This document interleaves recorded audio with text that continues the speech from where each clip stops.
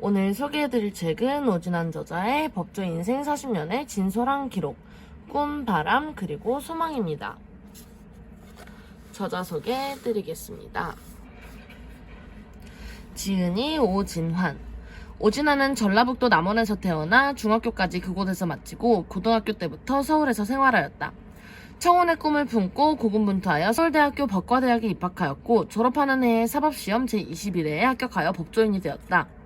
군법무관을 마친 후 판사로 임용되어 경양 각지에서 근무하다가 2000년 7월 서울지방법원 북부지원 부장판사를 마지막으로 퇴직한 후 지금까지 다양한 활동을 하며 변호사로 일하고 있다. 목차 소개해드리겠습니다. 제1장 내 인생의 봄, 제2장 내 인생의 여름, 제3장 내 인생의 가을, 제4장 내 인생의 겨울로 구성되어 있는데요. 내 인생의 봄 읽어드리도록 하겠습니다. 문덕봉의 전기.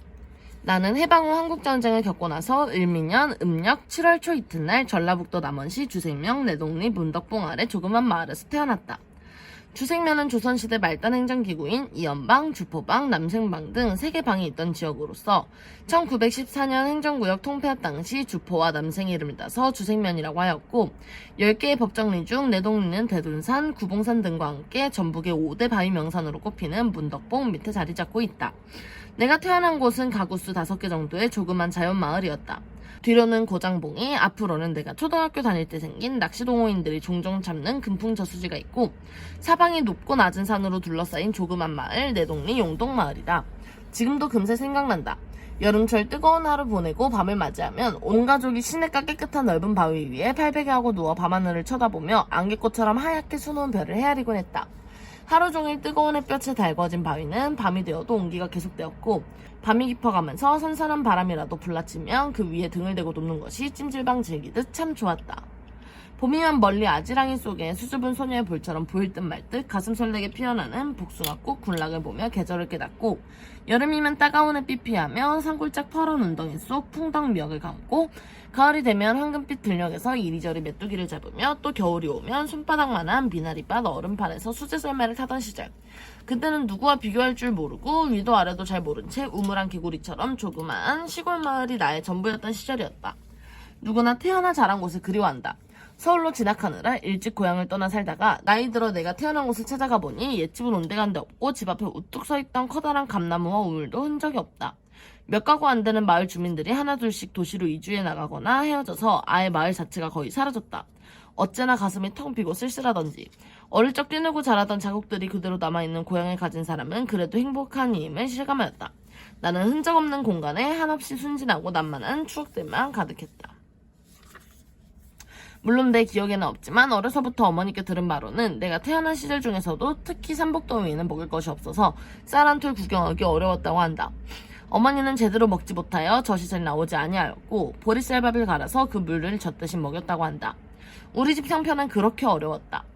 아버지는 원래 10리쯤 떨어져 있는 본가에서 결혼 후에도 조부모님과 큰아버지 가족과 같이 살다가 고모 한 분이 출가하여 살고 있던 주생면 내동리로 분가하였는데 본가 형편이 어려워서 그야말로 숟가락 하나만 들고 나왔다고 하셨다. 그때는 모두가 어려운 삶을 꾸려나가던 시절이니 물려받을 것 없이 아버지 혼자서 벌어서 가게를 늘리는 것은 불가능하였을 것이다. 그저 근근히 생계를 유지하였을 터 나는 성장한 후 어른이 된 지금까지도 하루 세 끼를 꼭 먹어야 하고 어쩌다 한 끼라도 굶게 되며 온몸에 힘이 쑥 빠지는 등 참지를 못하는 편인데 이를 두고 어머니는 늘 어릴 때 배젖을 골아서 그런다 라고 하셨다. 내가 기억하는 우리 형제는 3남 3녀였으나 큰형이 1965년경 군복무 중 사망하였기 때문에 2남 3녀로 여기고 자랐다. 영아 사망률이 매우 높던 시절이라 우리 어머니도 3남 3녀 외에 자식을 다 낳았지만 다른 자식들은 다 일찍 잃었다고 한다. 그런 시절에 태어난 나는 1955년에 태어났지만 출생신고는 1959년에 하였고 생일도 실제와 전혀 다르게 되어 있다. 멀리 떨어져 있는 본적 소재지 큰 집에서 출생신고를 대신해주곤 하였는데 아마도 원래 체격도 크지 않았겠지만 먹는 것이 부실하여 살지 못 살지 좀 지켜보다가 그만 4년이나 지난 후에 출생신고를 한 것이 아닌가 짐작만 한다. 옛날엔 국민학교라고 하였지만 초등학교 들어가기 전 일은 내 기억에 거의 없다. 촌에서는 사진 찍는 것도 집안의 대사 때나 생각해보던 시절이라서 아버지 환갑 때나 형제들 결혼식 때 찍은 몇 장의 빛바랜 사진 외에 기록으로 남겨진 것도 많지 않다. 초등학교 입학을 앞두고 가족들 앞에서 가갸 거겨 하며 자음과 모음 가지고 한글을 익히던 나의 모습이 어렴풋이 기억날 뿐이다. 내가 다니던 초등학교는 우리 마을에서 2km 정도 떨어진 곳에 있었다. 험하지는 않지만 산을 넘고 물을 건너야 갈 수 있는 조그마한 학교였고 한 학년에 남녀 합이 60명도 안 되는 한 반만 있었다. 농촌 인구 감소로 학생 수가 줄어들어 지금은 폐교되고 옛 교사만 이런저런 용도로 변경되어 사용되고 있지만 나는 초등학교에 다니면서 공부를 잘한 편이어서 내내 반장을 하고 6학년 때는 전체 학생회장을 하면서 우등 졸업을 하였다. 회고해보면 책가방 메고 등하굣길에 신학교에서 친구들과 미역 감고 놀면서 고기를 잡았던 기억과 하굣길에 참외밭에서 서리를 하다가 주인에게 쫓겨 학교까지 도망을 와 교실에서 숨어있던 기억이 떠오른다. 학생회장 시절 조례 시간에 운동장에 모여 전체 학생을 상대로 구령을 하고 허리에 맨 조그만 북을 치면서 박자를 맞춰 앞장서 행진하던 일. 가을이면 운동장 가득 만국기를 걸고 가족들을 초빙하여 운동회를 하면서 맛있는 음식과 선물 등으로 잔치를 하던 일. 외국에서 원조받은 분유나 옥수수 가루 등을 타서 집에서 맛있게 끓여 먹던 일. 그 무렵 온 국민의 가슴을 울렸던 저 하늘에도 슬픔이라는 영화를 운동장 가운데 설치한 이동식 간이스크린을 통하여 관람한 일. 이런저런 아련한 장상들이 엊그제처럼 생생하게 떠오른다. 가끔 초등학교 교정을 가보면 그때는 그리도 넓던 운동장이 어찌나 좁디 좁은지, 그때는 웅장하고 크고 좋아 보이던 교사가 왜 그리 조그맣고 초라한지 깜짝 놀란다. 우리나라가 고소성장을 하면서 짧은 기간 안에 엄청난 발전을 한 만큼 도시는 물론 농촌도 말 그대로 상전벽해가 된 지 오래되었다. 비록 가난한 농부의 아들로 태어나 경제적 여유가 없는 유년기를 보냈지만 세상 물정 모르고 조그마한 가슴에 원대한 꿈을 키우면서 천진난만하게 자랐다. 내 느낌에 우리 집은 아들과 딸의 구별이 특히 심하지는 않았지만 그래도 워낙 여유 없던 시절이라 적어도 일상적인 의식주 차원에서는 누나 여동생 등 딸들보다는 아들 대우를 좀 더 받으며 성장하였다. 우리 가족 모두 큰 시련 없이 무탈하게 생활하였으나 내가 초등학교 때 큰 병이 사병으로 입대하여 군복무 중 제대를 앞두고 병을 얻어 군부대 병원에서 돌아가신 일이 발생하였다. 실로 엄청난 시련이었는데 그 일을 제외하고는 그저 평이한 삶이었다. 흔히 가난은 불편한 것일 뿐 부끄러운 것이 아니다 라고는 한다. 난 그 시절 나의 처지와 삶이 절대적이었고 누구와 비교할 일이 없어서인지 가난이 부끄럽지도 불편하다고 느끼지도 않은 채 오로지 나만의 울타리 안에서 삶을 영위하였다. 가난이 부끄럽지 않다는 마음은 지금도 변함이 없다. 하늘을 우러러 한 점 부끄럽지 않은 삶을 지향하면 됐지 떳떳하지 않게 재력을 취하여 육신이 편안한 삶을 살고 싶은 생각은 추후에도 없다. 그러나 어느새 나도 편안하고 안락한 삶에 물들어서 빈곤이라고 말할 수는 없지만 가끔 상대적 가난을 의심하며 불편해질 때가 있고 그럴 때 문득 옛날 생각을 하면 부끄러움을 감출 수가 없다. 조그마한 일상에 마음이 흔들리곤 하는 것을 느끼니 사람의 마음이 그만큼 간사한 것이구나 생각하곤 한다. 춘향골에서 초등학교 졸업 후 나는 10km 이상 떨어진 남원 읍내 중학교로 진학하였다. 요즘은 상상하기 어렵지만 그 당시 시골에서는 집안 형평 중 중학교에 진학하는 일이 당연하지 않았는데 가까운 면소대시 중학교를 마다하고 남원읍에 있는 중학교까지 진학한 것은 학업 성적이 좋아서 주변에서나 담임선생님께 강력히 권하셨기 때문에 떠밀려 결정된 일인 것 같다. 나로서는 개인적으로 운이 좋았다고 할 수밖에. 중학교에 진학하고 보니 집에서 멀리 떨어진 학교는 등하교는 가장 큰 일이었다. 어린 나이에 집에서 10km 이상 떨어진 남원읍내까지 통학을 하는 것은 여간 어려운 일이 아니었다. 특히 추운 겨울에 그랬다.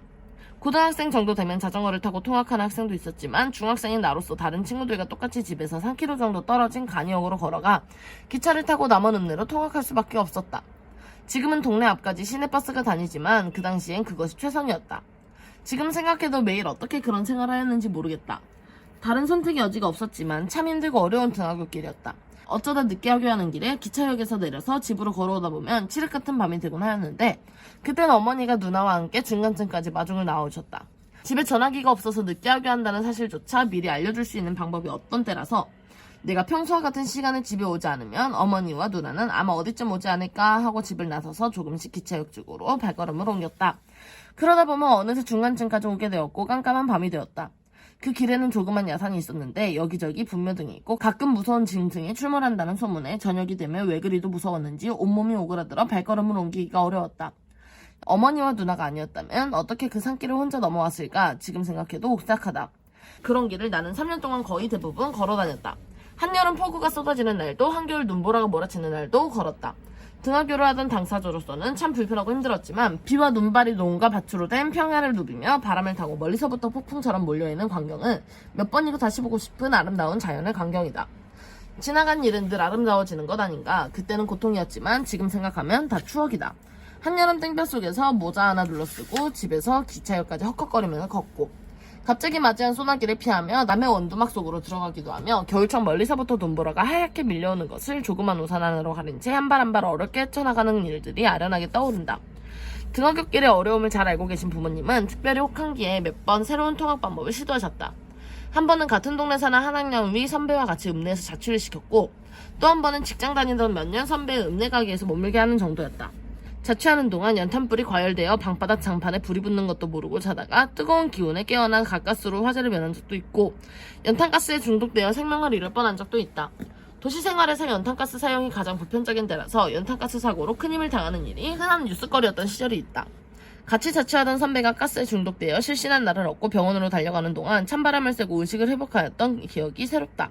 잠깐 남원 읍내에 있는 먼 친척집에 하숙을 시켜주신 적도 있는데 나로서는 짧은 기간이지만 호사를 누렸다.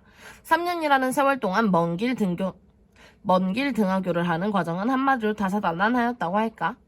초등학생 때는 천진난만하게 살았지만 중학교에 진학한 후부터는 넓은 세상에 조금씩 눈을 뜨게 되었고, 자연히 학업에 대한 의욕이나 동기부여가 강해졌다. 어려운 살림에 학업을 계속하도록 해주신 부모님에 대한 도리를 절절히 깨달았기 때문이기도 하였으리라. 자취하고 하숙하고 그리고 기차로 통학을 하는 동안 나는 정지된 상태에서 멍하니 있는 시간이 너무 아까웠다. 그래서 기차로 이동 중 책을 보고 걸어가면서 단어장을 만들어 영어 단어 하나를 외우기도 하였다. 요즘 같으면 발달한 전자기를 이용하여 편안한 방법으로 공부할 수도 있었겠지만 그때는 원시적인 방법 외에는 없었다. 고등학교 진학을 위해 서울로 와서 얼마 되지 아니하여 눈이 나빠지고 병원에서 난시라는 진단을 받았는데 아마도 통학하는 동안 흔들리는 기차 속에서 책을 많이 본 것이 그 원인이 아닐지도 생각했다. 나는 연로하신 아버지를 돕기 위하여 틈틈이 지게를 지고 농기구를 들고 농사일을 거들었다. 어린 나이에 체구도 작은 주제가 얼마나 도움이 되었을지 모르지만 부모님은 들에서 일하시는데 공부한답시고 한가에 앉아 한가로이 공부할 수는 없기 때문이었다. 그러나 실상을 들여다보면 농사일을 돕는 것은 신용에 불과했다. 집안일을 잠시 거들고 나면 바로 책상에 앉아 복귀했다. 부모님께서도 시간만 나면 공부한다고 책상머리에 앉아있는 나에게 집안일 같이 하자고 하는 것도 자세하셨던 것 같다. 나는 시간이 아까웠고 공부가 좋았다. 내 초등학교 다닐 때부터 중학교 다닐 때까지 집에서 같이 지내는 동안 부모님은 나에게 왜 공부하지 않느냐, 공부해라 라는 말을 해본 적이 없다.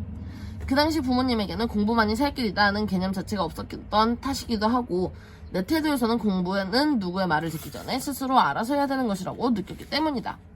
내 기억에는 내가 중학교 다닐 때 우리 동네에 전기불이 처음 들어오기 시작했다. 전기불이 들어오기 전 동네에는 텔레비전이 전혀 없었고 오로지 트랜지스터 라디오를 통해서 방송을 듣는 것이 거의 전부였다.